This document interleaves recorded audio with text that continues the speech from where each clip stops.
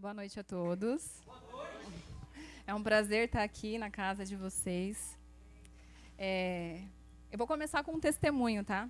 Porque estar aqui é uma missão muito grande para mim. No mês de setembro, eu decidi estudar o livro de Lucas. E ali eu estava estudando, comecei na quarta. Quando foi no domingo, eu recebi um convite da Miriam, falando a seguinte palavra: Aline, Deus colocou o seu nome no meu coração. E em outubro a gente vai ministrar sobre finanças o mês inteiro. E Deus colocou o seu nome no meu coração. E no final ela colocou um versículo de Lucas. Aí eu olhei e falei, Deus, só faltou estar escrito assim, assinado Deus. Porque comecei a ler Lucas. E ela me vem na mesma semana fazendo esse convite. Eu falei, não, eu preciso ir lá. Só que é um tema novo para mim. Porque eu nunca falei de finanças. Eu já falei de outros temas, mas finanças para mim é um tema novo. Eu falei, Senhor, já que o Senhor me chamou para me sentar nessa mesa, o Senhor dá a palavra. Então, no domingo, eu estava na igreja. Eu sou da Lagoinha Batista. E eu estava ali, eu falando, Senhor, e a palavra, cadê? Preciso dela, me manda. E aí ele falou sobre infidelidade. Só que aqui agora ele fechou com uma outra palavra. Então eu vou ministrar sobre infidelidade e vou fechar com uma outra palavra que ele concedeu aqui agora. E aí finalizou, veio a palavra ali, infidelidade. Não passou 2 minutos, a Miriam me manda mensagem. Aline, está confirmada a sua ida na igreja? Eu falei, amém, é para eu ir mesmo, né? Então eu vou. Amém, irmãos? Então eu estou aqui para contribuir com vocês. Espero que Deus ministre de uma forma linda, que Ele acolha todos aqui de uma forma e transforme cada um de vocês na sua individualidade, porque Deus fala com cada um na sua individualidade. Então vamos lá. Então aqui foi a palavra que Deus me deu. Infidelidade versus comunhão financeira. Não tem como infidelidade e comunhão estar no mesmo espaço. Por que eu falo isso? Porque eu, como advogada, eu vejo muitos casais se divorciando. Então, por isso que ele falou, filha, você tem autoridade para falar sobre a infidelidade. Só que a gente vê muita infidelidade no âmbito amoroso. Só que a gente não imagina que há infidelidade no âmbito financeiro. E aí ele foi ministrando, e por coincidência, nada é do nada, eu fiz um curso de casais, e lá foi ministrado exatamente as palavras que vão ser ministradas aqui para vocês. É pra cá, gente? Eu não tenho habilidade com isso aqui.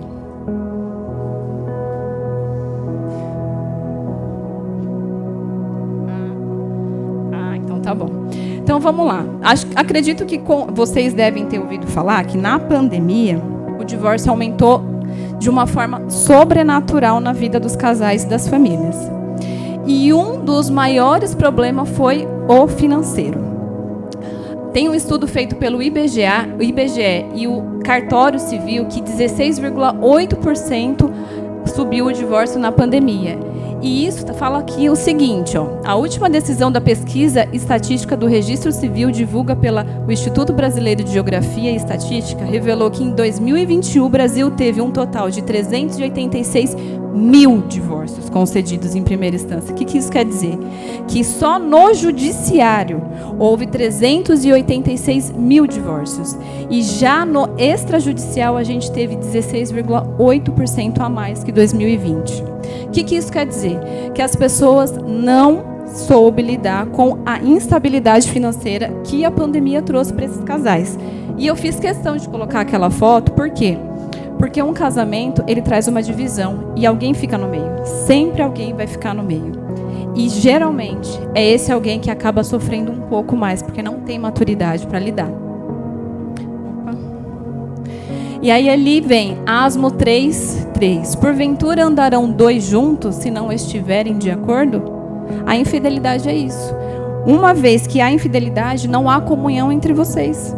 Se vocês não estão tendo um diálogo sobre a finança de vocês, há um desacordo. E é preciso ajustar isso. E aqui eu coloquei 5 comportamentos que levam à infidelidade. Quais são eles? Continuam financeiramente solteiros, são individualistas ou sem diálogo, não pensam no futuro, são sem disciplina, gastam além do que ganham e não são transparentes um com os outros. Isso aqui é uma fatia do bolo. Tem mais coisas, mas não dá para falar muito sobre isso. E aqui eu trouxe alguns comportamentos de cada um desses perfis. A pessoa que tem aquele jeito de estar casado, mas estar solteiro, ela administra separadamente as suas contas. É aquela pessoa que muitas das vezes vai com a esposa no jantar, chegou a conta, a gente divide. Meio eu pago, meio você paga.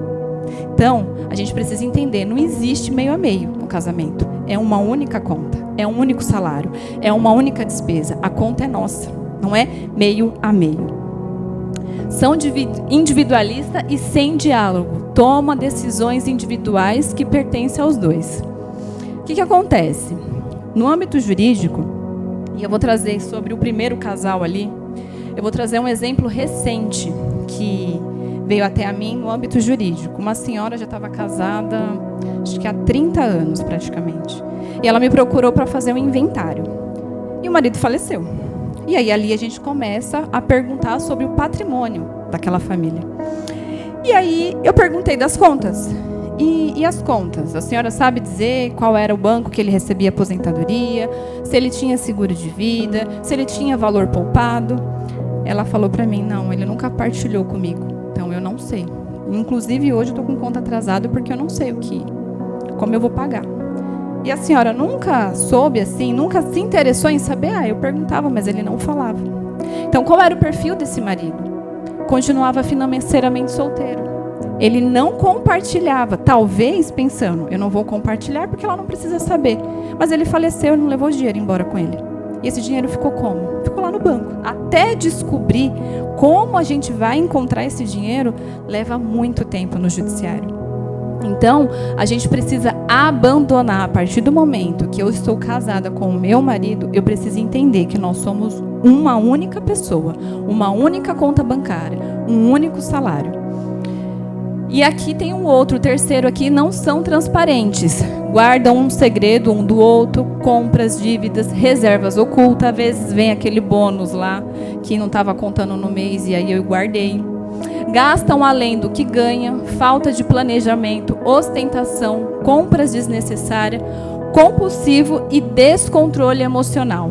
As nossas decisões são emocionais. Toda decisão que você tiver para comprar algo, você pode ter certeza que é seu emocional que está falando primeiro. Depois vem o racional. E às vezes ele chega tarde. E aí você já comprou. Não pensa no futuro e são sem disciplina. É aquela pessoa que é a cultura do se sobrar. Se sobrar a gente faz, se sobrar a gente viaja, se sobrar a gente compra. Não tem um planejamento a longo prazo. Então, esse tipo de casal pode ser uma única pessoa ter esse sim comportamento ou uma única pessoa ter um desses. Não importa. Se você tiver um, você pode ter certeza que você está sendo infiel com o seu casamento. Posso passar? Opa. Não tenho habilidade, gente. Isso aqui é novo para mim. Como viver, então, em comunhão financeira? Gente, a gente precisa abandonar a infidelidade. Então, se você que está aqui hoje identificou um desses comportamentos, renuncie a partir de hoje. Você tem a oportunidade de renunciar. E o que Deus deseja da gente? A comunhão financeira. E o que é a comunhão financeira? É colocar o Senhor em primeira oportunidade. Primeiro a gente tem que orar.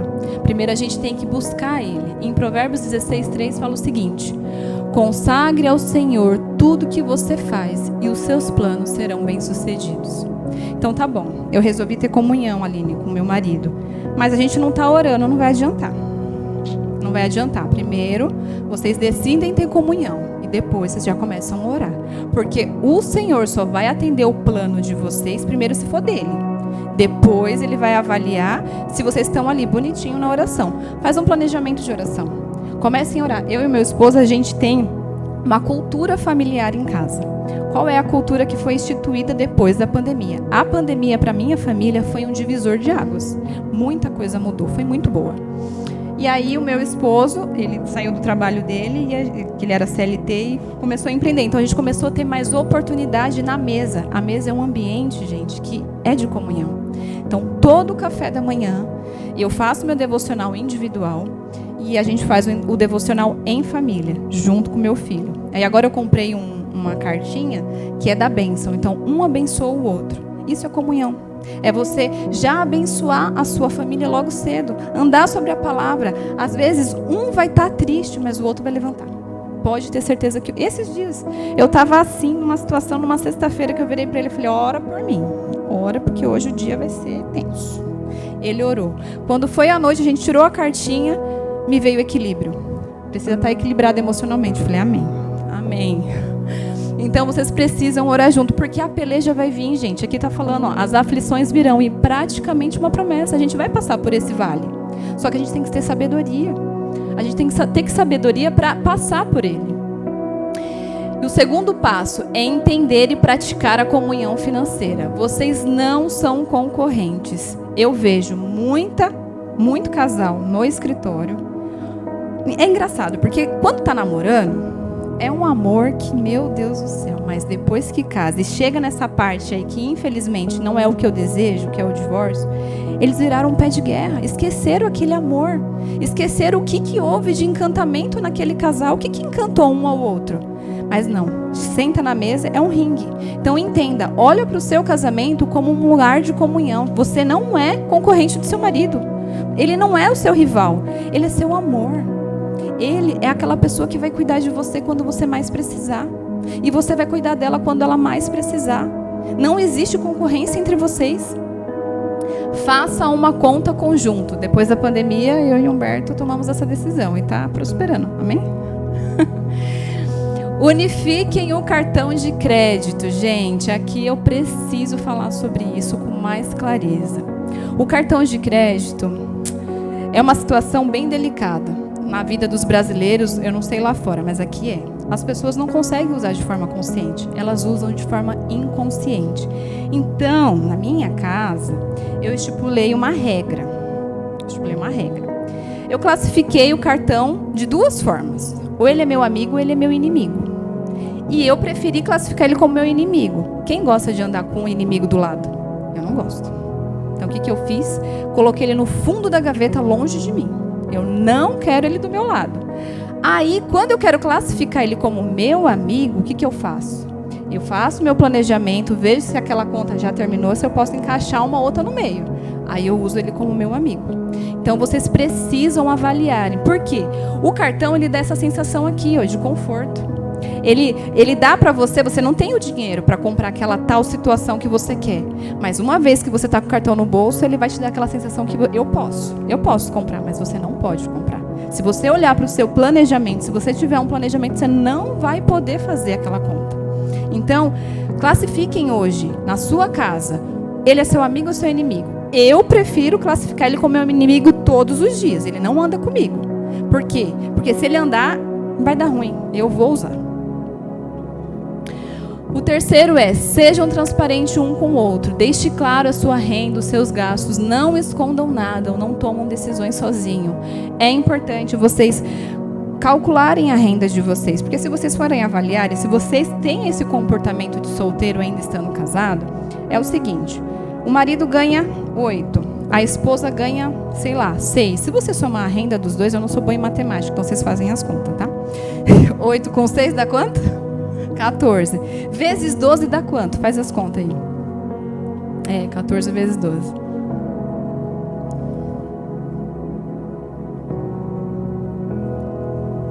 Só tá vendo aqui, 179,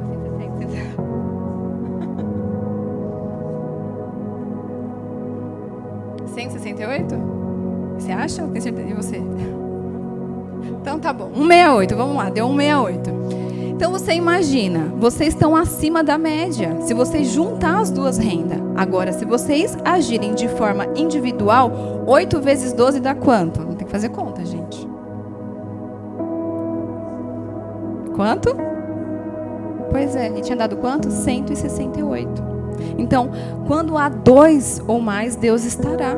Não dá pra gente ter o comportamento de solteiro estando casado. Qual é? Imagina se eu tiver esse comportamento, o que eu vou passar para o meu filho? O que ele vai pregar na casa dele quando ele estiver na casa dele? Eu sou individualista, isso aqui é meu, ninguém pega. Isso aqui é meu. Esses dias, uma pessoa que trabalhou comigo, foi meu estagiário, eu briguei com a minha esposa porque ela comeu minha lasanha. Tá com a cabeça de solteiro, gente. Tá com a cabeça de solteiro. Vamos mudar essa mentalidade. Você casou. Vocês são 2 hoje. E o quarto é, estabeleça uma boa comunicação. Tenham paciência um com o outro. Isso aqui é desafio, não é? Isso aqui é desafio, a gente sabe, né, amor? Ainda mais quando se trata de perfil diferente, gente. Eu sou dominante, meu esposo é estável, influente, adora conversar, eu sou mais quieta. Eu sou mais planilha, ele é mais, né, conversa mais, gosta de conversar mais. E aí o que acontece? Se eu não tiver paciência com ele, ele não tiver paciência comigo, como que esse casamento vai dar certo? Como que essa finança vai dar certo? Não vai existir uma finança, não vai existir uma comunhão. Decidam juntos gastos e prioridades. Aqui entra salário, aí entra o passivo, que são os gastos. E qual é a prioridade? O que adianta eu ter a prioridade de comprar uma bolsa da Louis Vuitton e o meu esposo comprar uma Porsche? E, na verdade, nenhum e nem outro pode comprar nada. O máximo que a gente pode é pagar. Como que faz? Entenda que a necessidade, entenda o que é necessidade ou desejo. E eu classifiquei isso na minha casa como eu quero ou eu posso. Aqui entra o compulsivo. Aqui entra as decisões emocionais. Eu quero ou eu posso. Por exemplo, vou te dar um exemplo muito fresquinho que aconteceu esse final de semana. A gente foi trocar um presente do Heitor na Decathlon e eu tava com dor nas costas. E aí a gente passando lá para ir pro caixa, o pessoal do marketing deixou um negócio lá para fazer massagem, assim, disponível para você usar, lógico, para você comprar. E aí eu parei ali, o Humberto falou, nossa, vem cá, vai ser bom para você. Fez lá a massagem, falei, nossa, isso aqui é bom mesmo. E quanto que é? Nossa, 189. Pô, se eu tivesse cartão aqui, eu ia levar. Aí ele falou, não, a gente ia levar 2, porque eu ia comprar um pro meu pai. Aí eu falei, tá vendo? Se o inimigo tivesse comigo, eu estaria levando. Mas eu deixei o inimigo em casa, então eu não gastei, a dor passou e tá tudo certo. Então, eu entendi ali que eu queria, não era o que eu podia. Porque se eu pudesse, eu estava com o dinheiro sobrando, até tinha, mas dentro do nosso planejamento não dava para tirar. Então, eu não deveria levar. Então, o eu quero ficou para trás. Entram em acordo nos ganhos e despesas. Acho que ficou quase igual ali, né? Decidam e entrem. E façam um bom planejamento financeiro. Definam como será feito o gerenciamento financeiro, quem será o responsável pela gestão do controle. Aqui entra a paciência, tá? Lembra aquela paciência que estava lá atrás? Entra aqui. Por quê? Se a pessoa que tem a gestão financeira não tiver paciência com o outro que não tem, aqui vocês já entenderam, eu e meu marido, eu sou da gestão, ele é do outra área. Se eu não tiver paciência com ele, a gente vai brigar 24 horas e a comunhão vai deixar de existir. Então, aqui é importante a paciência estar no nível 100%. Controle os números e entenda o seu limite. Sonhos, você tem que classificar os seus sonhos de curto e longo prazo, deve estar no plano. O que eu vejo aqui, gente?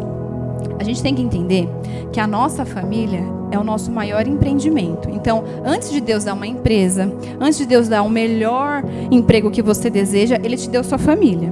Se você não souber administrar ela, vai ser difícil você conseguir outras coisas. Porque se nem a sua família está conseguindo administrar, como que vai ser? Então, olha para a sua família como uma empresa. A empresa, para ela funcionar, ela precisa ter cultura. Então, na sua casa precisa ter uma cultura. A cultura da oração. Se não tiver a cultura da oração, do planejamento, não vai, gente. Pode ir, mas vai a trancos e barrancos. Vai ficar ali numa situação delicada. Então, estabeleçam dentro da casa de vocês o dia da reunião do planejamento. Um dia para falar de finanças. É o sábado, é o domingo, eu não sei. Reserva um momento. Deixa o Netflix e vai lá entender como é que está a conta. Outra situação que na minha casa deu muito certo. Eu fiz um grupo de WhatsApp, eu e meu marido. Ali eu coloco só os pagamentos de conta. Por quê? Com esse negócio de Pix, a gente olha lá, Pix para Maria, Pix para o João, Pix para não sei quem. Você não sabe quem é. Você não sabe para onde que foi esse dinheiro. O que eu faço? Fiz lá o grupo de WhatsApps, mando o comprovante lá no grupo, Pix da padaria, que é a Joana, Pix da farmácia, que é o João. Então, numa vez na semana, eu faço esse controle. E aí eu consigo entender para onde o meu dinheiro está indo. Porque muitas das vezes o dinheiro entra, a gente paga, sobrou um tantinho, a gente não sabe nem para onde foi. Como que Deus vai abençoar a gente com mais? Não vai abençoar. Se a gente não administrar o pouco, não é no muito que Ele vai dar. Então, vocês precisam entender, a família de vocês é uma empresa. Marque comitê, marque reunião e estejam preparados, porque às vezes vai dar desavença, porque dá. E aqui, eu trouxe essa imagem para vocês. Essa imagem, o que vocês vê? Vê uma casa e vê mato na frente. O que eu vejo? Eu vejo uma casa abandonada. Começou a ser construído um projeto lindo, talvez. Uma casa aí de alto padrão até, mas que infelizmente o projeto foi fracassado. E é o que está em Lucas 14, 28, 30. Qual de vocês que quiser construir uma torre primeiro, não se assenta e calcula o preço, para ver se tem dinheiro suficiente para contemplá-la? Pois se lançar o alicerce e não for capaz de terminar, todos os que virem rirão dele, dizendo: este homem começou a construir e não foi capaz de terminar. Quem quer passar por isso? Eu não quero. Eu não desejo. Às vezes a gente até passa, né, gente? Às vezes a gente não quer e acaba passando, porque faz parte do processo da experiência. E a experiência nos amadurece. Então, a gente tem que olhar e entender que o planejamento nos alavanca por uma vida melhor. E aí entra a renúncia. E antes de vir para cá, eu peguei essa palavra da renúncia. Mas deixa eu só terminar aqui que a gente volta lá. Na renúncia. E aí, o que eu trouxe para vocês? Eu trouxe esse modelo aqui de controle financeiro. Esse modelo de controle financeiro, vocês vão colocar lá, ó, o salário 1, classifica se é do esposo, se é da esposa. O salário 2. Outros, às vezes, pode ser o 13º, às vezes pode ser uma bonificação. E vai lá calcular, janeiro, fevereiro, todo mês vocês vão colocar isso aí. Eu oriento uma vez na semana, sempre tá mexendo nessa planilha, porque dinheiro sai da conta todo dia praticamente. E aqui vai ter a descrição dos seus gastos, a data de vencimento, e ali calcula. No final, lá no final, vai ter o quanto que teve de saída no final do ano. Aí vocês vão avaliar para onde o dinheiro de vocês está indo. E aqui é uma planilha de despesa fixa. Aí vocês precisam criar uma de despesa variável, porque é o variável que come o nosso dinheiro. É o variável. Então aqui, ó, eu deixei para vocês um QR Code. Se vocês tiverem interesse em baixar, vocês baixam a planilha. Já tem ali todo o controle financeiro onde vocês vão conseguir fazer o cálculo. É importante. Na minha casa deu certo. Então, por que Deus pediu para que eu falasse sobre isso? Porque a gente só fala aquilo que a gente é autoridade, a gente nem sabe. Eu não sabia que um dia eu ia falar isso aqui para vocês, mas é o que está dando certo lá em casa. Então, se está dando certo, Deus quer me chacoalhar e falar: fala, porque os meus filhos também precisam saber. E aí aqui, deixa eu ver onde é. Não é aqui não, é aqui.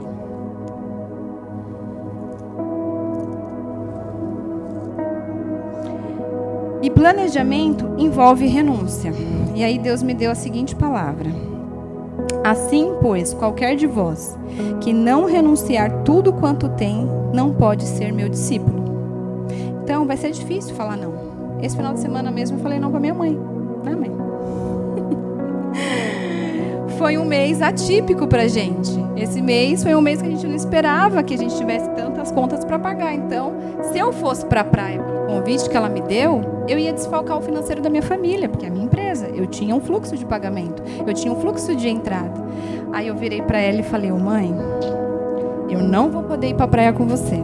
Aí ela falou: eu não acredito, Aline, eu já reservei, não sei o quê. Mãe, eu não vou poder. Infelizmente, eu não vou poder. Vai exigir renúncia, mas lembre aqui, ó, assim, pois, qualquer de vós que não renunciar a tudo quanto tem, não poderá ser meu discípulo. Eu desejo ser discípulo de Deus. Eu desejo que vocês sejam também. Então, aquela pizza vai ter que ser renunciada. Porque não tem, gente. Não usa o inimigo. Se não tem, não tem. Vai ter que falar pro filho. Eu falei pro meu filho esses dias: mãe, eu quero a esfirra. Filho, hoje não dá. Hoje não dá. É difícil falar não para um filho? Claro que é. Você quer dar tudo para um filho. Só que é dando o não que ele também vai aprender que lá fora vão falar não para ele. E aí eu estava aqui, agora, no louvor, e o louvor falou sobre a parábola da figueira. E ele falou o seguinte, ele falou algo que tocou no meu coração. Que às vezes a gente espera e parece que não acontece. E acontece na grama do vizinho, né? A grama do vizinho está crescendo e a nossa está lá seca que só. E não vai. E aí me trouxe uma outra palavra para eu fechar aqui esse tema com vocês. Está fazendo sentido para vocês, gente?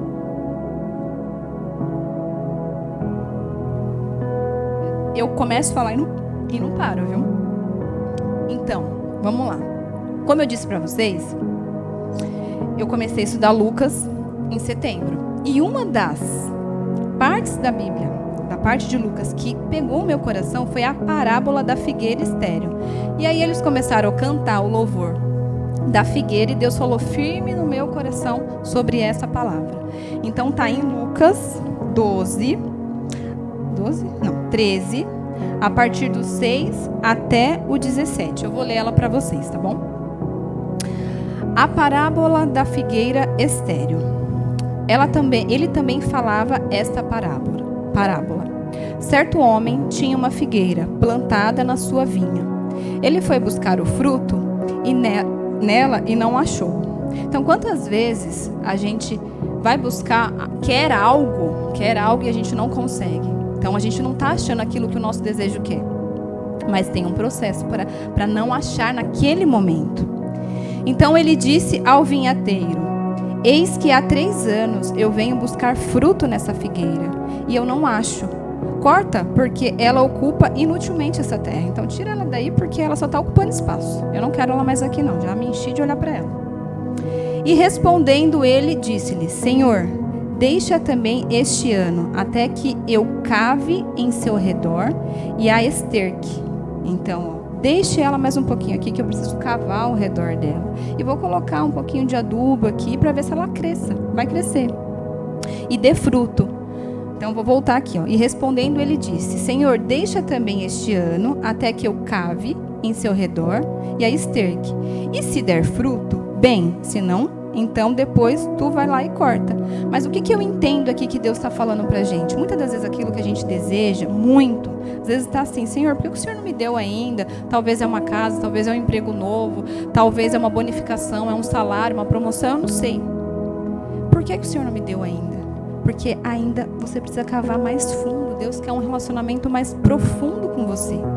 E se você não tiver um relacionamento profundo, a figueira não vai dar fruto. E ele precisa colocar um adubinho. Qual é o adubinho? Talvez seja a comunhão entre essa família. Se não há comunhão, como que ele vai te abençoar? Então, espere que a grama do vizinho está crescendo, mas a sua pode crescer e pode dar um fruto, talvez, de uma figueira e você nem imaginava. É isso, meus irmãos. Eu acredito que o que eu tinha para falar aqui foi falado. Eu espero, sim, que seja renunciado na vida de vocês a infidelidade financeira e que a comunhão venha prevalecer no lar de vocês. Declare que tudo aquilo que talvez você está passando hoje e você não entende, talvez há um processo que Deus está ali cavando fundo para você talvez chorar um pouco mais, colocar um pouco mais seu joelho no chão, confiar mais em Deus. Porque não adianta a gente fazer planejamento, é lindo fazer planejamento e de fato dá certo. Só que se você não pôr o Senhor nesse planejamento, cavar fundo e colocar o adubo correto nessa planta, não vai frutificar, não vai vencer. Então, eu espero sim que eu tenha contribuído e que Deus tenha tocado no coração de vocês. É isso? Amém?